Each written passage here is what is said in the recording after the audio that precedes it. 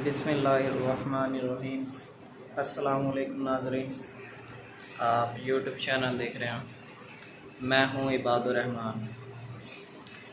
Corona virus के हवाले से मैंने आपको कुछ अपडेट देनी थी कि वैक्सीन लगवाने के बाद, फ़र्स्ट डोज़ लगवाने के बाद इंसान को क्या फ़ील होता है, मतलब कौन कौन से सिम्टम्स या इलामात वगैरह इंसान को फेस करनी पड़ती हैं। क्योंकि मुझे फ़र्स्ट डोज़ अभी लगी है, मतलब 4 तारीख को।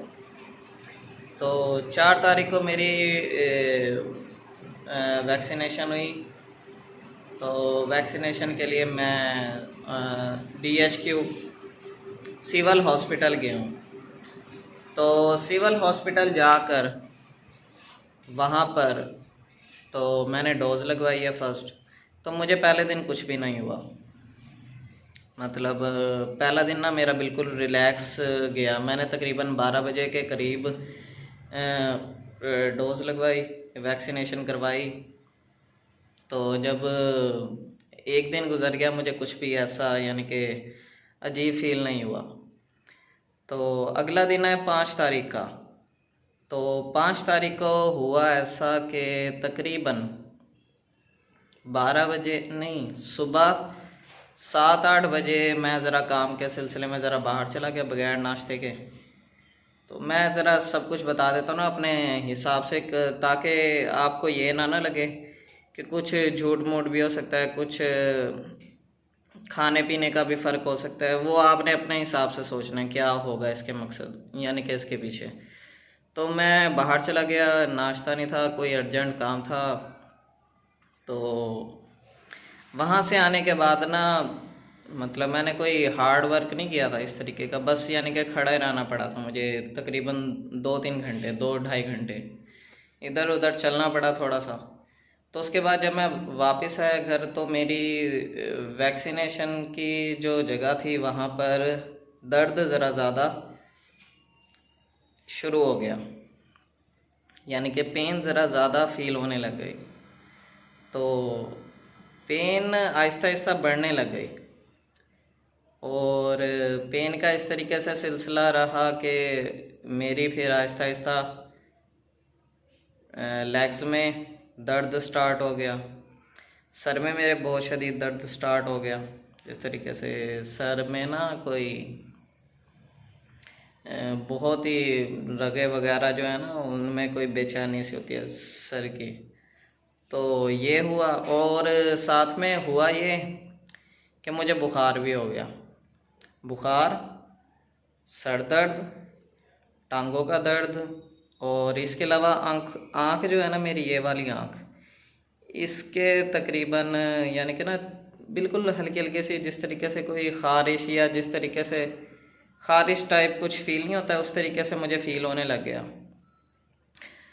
तो आहिस्ता आहिस्ता टाइम गुज़रता रहा, मैंने रेस्ट किया, फिर उसके बाद मैंने दूध पिया, फिर एक सेब खाया, फिर उसके बाद इस तरीके से चलते रहे। तो खाना वगैरह मैंने नहीं खाया था तब भी, यानी कि लेट ना, गर्मी भी असल में कुछ ज़्यादा थी। तो हुआ ये कि फिर मेरी ना ज़रा और तबीयत ख़राब होना शुरू हो गई दोपहर के वक्त। फिर मैंने खाना खा लिया था उस टाइम, दोपहर टाइम। फिर उसके बाद मेरी और ज़्यादा तबीयत ख़राब स्टार्ट हो गई। दोपहर को मैंने खाना खाया, उसके बाद मेरी तबीयत ख़राब होना शुरू हो गई। तबीयत इस तरीके से ख़राब हुई कि अब जो पेन थी वो ज़रा ज़्यादा ही होना शुरू हो गई। सर दर्द जो था वो शदीद होता गया, और क्या कहते हैं, बुखार भी मुझे शदीद हो गया, एकदम बहुत ज़्यादा टेम्परेचर हो गया मुझे। और साथ में हुआ ये कि मेरी लेग्स में जो पेन था वो भी बहुत ज़्यादा हो गया, यानी कि मैं अगर उठता था तो मुँह से उठा नहीं जा रहा था, यानी कि ना काफ़ी ज़्यादा ना, मुझे खाना तो मैंने खा लिया था लेकिन कुछ वजह वगैरह भी थी, तो मुझसे उठा नहीं जा रहा था, यानी कि ना काफ़ी मेरी एकदम तबीयत ख़राब हुई। मैंने नमाज़ पढ़ी, फिर यानी कि नमाज़ वगैरह का ड्यूरेशन ये सब कुछ होने के बाद ना, तो कर करा के ना मगरिब का टाइम हो गया। मगरिब टाइम तक मुझे, यानी कि 4 तारीख सुबह 12 बजे से अगले दिन मगरिब तक, यानी कि दोपहर से मगरिब तक, यानी कि पूरा एक दिन कुछ नहीं हुआ। एक दिन के गुजरने के बाद जो है इस तरीके की सिचुएशन हुई। तो मगरिब टाइम मेरी ज़रा हालत थोड़ी और ज़्यादा ख़राब हुई। फिर उसके बाद एक टाइम ऐसा है मेरी ना तबीयत ठीक होना शुरू हुई। मैंने सोचा कि अगर मैं बाहर से कुछ लूँगा मेडिसिन वगैरह, तो मेडिसिन से लूँगा तो सही, तो मेरी बस ये कह सकते हैं आप साइकी है कि मैं ना मेडिसिन ही खाता हूँ। तो मैं ये सोच लेता हूँ कि ना मैं फल या फ्रूट्स या जूस वगैरह इन चीज़ों को पी लूँ या खा पी लूँ, खाना खा लूँ, लेकिन ना वो मेडिसिन मुझे ज़रा अच्छी नहीं लगती हैं। और मैं एक नेचुरली जो है आप ये भी कह सकते हैं फिट भी हूँ अल्हम्दुलिल्लाह। आपसे कुछ झूठ नहीं बोलूँगा, मतलब मेरी जो तबीयत ख़राब होती है वो तकरीबन साल में एक दो दफ़ा ही होती है, और वो ही उस टाइम ज़रा ज़्यादा ही तबीयत ख़राब होती है, उसमें भी मैं मेडिसिन कोई नहीं लेता हूँ अल्हम्दुलिल्लाह। अल्लाह ताला ने सेहत दी हुई है, कभी कभी हो जाती है तबीयत, छोटा मोटा मुझे बुखार होता रहता है, मैं कभी यानी कि मेडिसिन वगैरह उसमें भी नहीं ली कभी आज तक। तकरीबन बहुत ही अर्सा हो गया मैं मेडिसिन वगैरह का वो नहीं हूँ, आदी नहीं हूँ। तो यंग मुझे वैसे ही ना एक मेरी साइकी सी है, मैंने कुछ पढ़ा हुआ भी है इस बारे में ना, कुछ रिपोर्ट्स वगैरह, कि जब इंसान मेडिसिन का आदी होता रहता है ना, तो उसकी सेहत उल्टा बनने की बजाय ना ख़राब होना शुरू हो जाती है। तो इस हवाले से फिर मैंने मेडिसिन नहीं ली इस दफ़ा भी। तो उसके बाद फिर मैं चला गया बाहर। मैंने फिर उसके बाद फ्रूट्स, यानी कि मैंने ये सोचा था कि मैं ऐसी चीज़ें खाऊंगा जिसकी वजह से ना मेरे जिस्म में ताकत है और मेरा जिस्म खुद इन चीज़ों से लड़े और ख़ुद अपने आप को सही करे। तो मैंने फ्रूट्स वगैरह खाए सही तरीके से, फ्रूट चाट वगैरह इस तरीके की चीज़ें, खाना खाया रात को। उसके बाद मैंने रेस्ट किया, यानी कि अच्छा रेस्ट किया, सुकून से सोया। तो अगले दिन तक सुबह तक मेरा यानी कि ना उस टाइम रात को मेरा दर्द ठीक होना शुरू हो गया था नमाज़ पढ़ने के बाद ना। फिर उसके बाद दर्द ज़रा कम होने लग गया उसके बाद मगरिब के बाद। तो आहिस्ता आहिस्ता करना ये हुआ, अल्लाह का शुक्र है। मैंने दुआ की कि अल्लाह ताला, क्योंकि अल्लाह ताला के हक़ में ही है ना शिफा देना। आप जो मर्ज़ी कर लें, दवाई या जो भी चीज़ हो वो उसमें शिफा नहीं होती, फल फ्रूट कुछ भी चीज़ हो, जब तक अल्लाह ताला ना चाहें। तो आप अल्लाह ताला से अपनी सेहत के लिए दुआ किया करें, और सेहत के लिए खाली दुआ ना किया करें, हिदायत वाली सेहत के लिए दुआ किया करें कि अल्लाह ताला हमें जो ज़िंदगी दे उसमें हिदायत भी दे, सेहत ही ना हो। सेहत वाले तो बहुत से लोग होते हैं जो गुमराह होते हैं। हिदायत वाली सेहत की दुआ किया करें। तो अल्लाह ताला से ऐसी दुआ की, फिर उसके बाद अल्लाह ताला ने शिफा भी दी अगले दिन। और मैं समझता हूँ ये यकीनी बात है, अल्लाह ताला ही सब कुछ करता है। तो फिर अगले दिन मेरी सेहत ज़रा बेहतर हो गई, और बिल्कुल खुद ब खुद रात के टाइम ना कोई मेडिसिन नहीं ली, कोई किसी किस्म का कोई टोटका नहीं आजमाया, ना कुछ होता है। बस एक दिन का ड्यूरेशन था, यानी कि पहले दिन कुछ नहीं हुआ, दूसरे दिन तबीयत ख़राब हुई, दूसरे दिन भी तकरीबन आप ये कह सकते हैं 8-10 घंटे। फिर उसके बाद तबीयत में बेहतरी स्टार्ट हो गई। तो बेहतरी इस तरीके से स्टार्ट हो गई, फिर उसके बाद तबीयत बिल्कुल सेट हो गई, अब नॉर्मल है। तो यानी कि आज यानी कि फिर 4 तारीख को यानी कि वैक्सीनेशन करवाई थी मैंने, 5 तारीख हुई, फिर 5 तारीख को मेरी ज़रा तबीयत ख़राब रही। 5 तारीख के बाद 6 तारीख जो आई वो मेरा दिन बिल्कुल ओके रहा। आज फिर इस तरीके से 7 तारीख आ गई, और ये 7 तारीख को फिर मैंने सोचा कि आप लोगों से भी अपनी ये जो चीज़ है इसको शेयर करें। और आपको कुछ इस हवाले से मैंने बताना भी था कि असल में वैक्सीनेशन होती क्या है। मैं एमएससी का स्टूडेंट हूँ, और मैंने इस हवाले से काफ़ी स्टडी भी किया। जब कोरोना वायरस शुरू में आया था, आई थिंक पाकिस्तान में किसी बंदे ने उसके बारे में स्टडी नहीं की थी। उस टाइम मैंने तकरीबन ये 2019 में जब कोरोना वायरस का पहला या दूसरा केस आया था, मैं उस टाइम भी सोच रहा था कि ये वायरस पूरी दुनिया में फैलेगा, क्योंकि मुझे पता है वायरस क्या चीज़ होती है और उसके अलावा बीमारी जो है वो क्या चीज़ होती है, इन दोनों में क्या फ़र्क होता है। स्टडी भी की भी है, केमिस्ट्री का स्टूडेंट हूँ। मुझे पता होता है कि कुछ यानी कि मुझे आइडिया था, मेरे उन दिनों पेपर हो रहे थे, लेकिन मैं इन चीज़ों में ज़रा ज़्यादा इंटरेस्ट ले रहा था, फिर वो हुआ भी वैसा ही। तो वैक्सीनेशन के हवाले से भी आप लोगों को बताऊंगा और अपनी सेहत के हवाले से भी कि आहिस्ता आहिस्ता दिन में यानी कि पूरा यानी कि ये जो वीक है ये कैसा गुजरेगा, मेरी सेहत का क्या होगा, अल्लाह ताला क्या करते हैं, ये जो भी है सेहत का क्या हिसाब किताब रहेगा। और इसी हवाले से ये भी आपको बताना था कि मेरी सारी फैमिली ने ये कोरोना की वैक्सीनेशन करवाई है, यानी कि मेरी वालदा ने भी, वालिद साहब ने भी, और उसके अलावा भाई ने भी करवाई है। भाई का ये हुआ था कि भाई की ज़रा सर में दर्द हुआ था और मेरे ख्याल थोड़ा टांगों में दर्द हुआ था। वो उन्हें ज़रा, बाकी मैंने ज़रा कुछ पूछा नहीं था। बाकी मेरी जो वालदा थी, वालदा का ये हुआ था कि उनको तो उनकी अल्हम्दुलिल्लाह कोई तबीयत वगैरह इस तरीके की ज़रा ज़्यादा ख़राब नहीं, या उनको यूँ फील नहीं हुआ।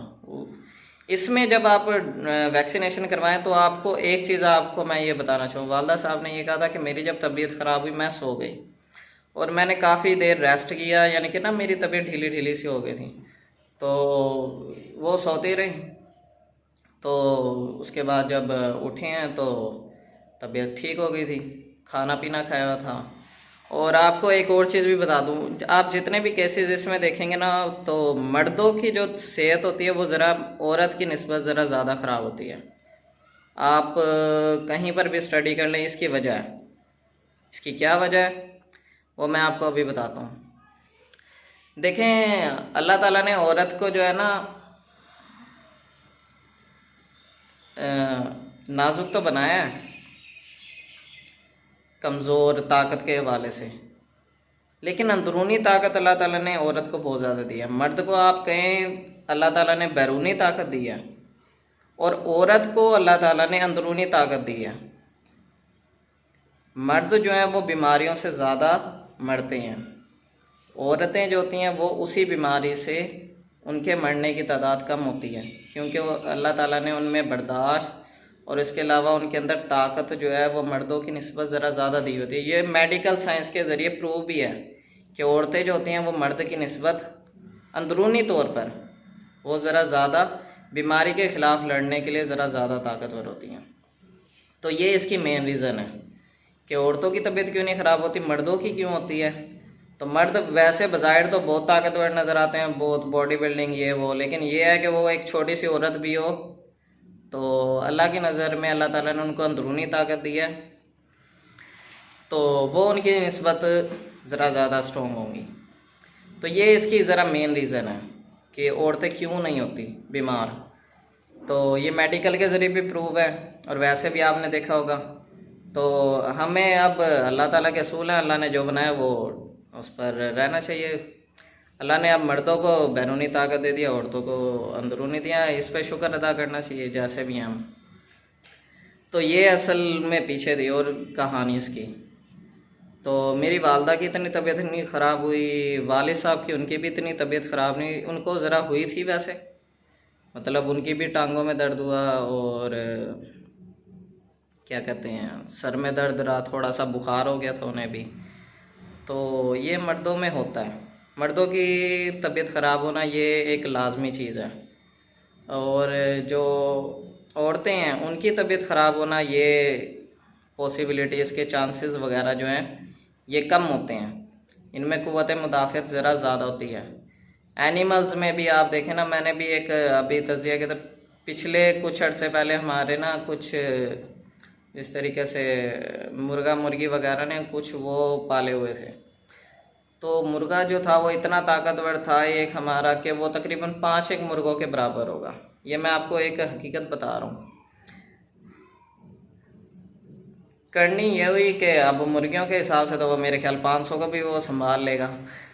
तो आजकल के मुर्गे तो होते ही वैसे ताकतवर होते हैं, तो वो इतना ताकतवर मुर्गा था, आप ये अंदाज़ा लगा लें कि उनको ना एक बीमारी लग गई, सबको, मुर्गियाँ और मुर्गों सबको। तो हुआ ये कि जितने भी मुर्गे थे सब के सब मर गए। मुर्गियों में भी वही बीमारी थी, लेकिन वो सब की सब सरवाइव कर गई। तो ये एक चीज़ है, इसीलिए लोग भी कहते हैं कि औरतें मरती नहीं हैं।